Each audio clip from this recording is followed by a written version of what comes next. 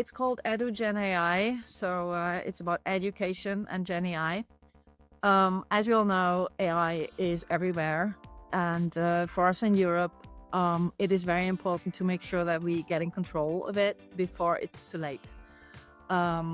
We cannot stop AI, we don't want to stop AI, including for education, but we would like to be in control. We would like to use AI the way we think it should be used. We would like to have some control on the terms of sovereignty, for example, where the data is stored, how data is used by the models, what use cases are allowed. You may also be aware of the fact that there is European legislation around use of AI, and for example, some of the most important use cases with AI, like checking students' work, is considered high risk, which requires a specific certification. And for all of this, we would like to have an independent solution. That was at the start of creating our own infrastructure. But also, we feel that before we can build that infrastructure or ecosystem, our institutions, and this is really a project for the whole sector of higher education in the Netherlands and vocational training schools, these institutions first need to find out what it is they need and what it is they want to do and what works and what doesn't. So a large part of the pilot we are running right now is we've built a tool that we feel is safe enough for them to experiment. And now the pilot is not so much around testing a tool, but around learning about AI in education. How can it be used? What works and what doesn't? And what do they need us to build? There is also an AI literacy program that is part of the project, where we train the trainers in the institutions so they can learn more about AI. So not just what are hallucinations and where do they come from, but what are guardrails and how do they work, and filters, and how can I tweak the system, or what are the risks, these types of things.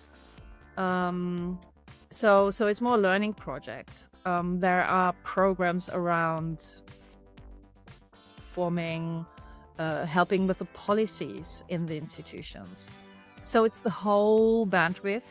And yes, there is also a chat client that is supporting the experiments, which is called EduGenAI, and which sits on top of the so-called AI hub, which is where we have all the models, mostly open source models, which we host locally, but also some commercial models through Azure.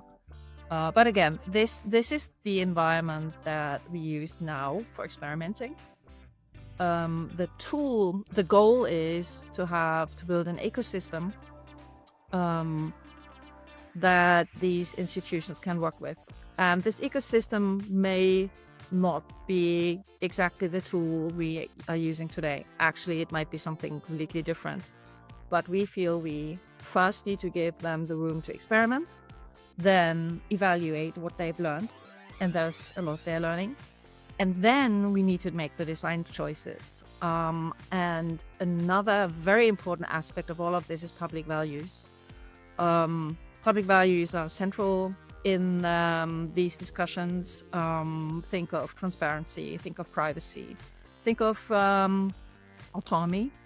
But of course, these values also clash sometimes. So if everything is transparent, everything lies on the street and nothing is private anymore, privacy can clash with transparency.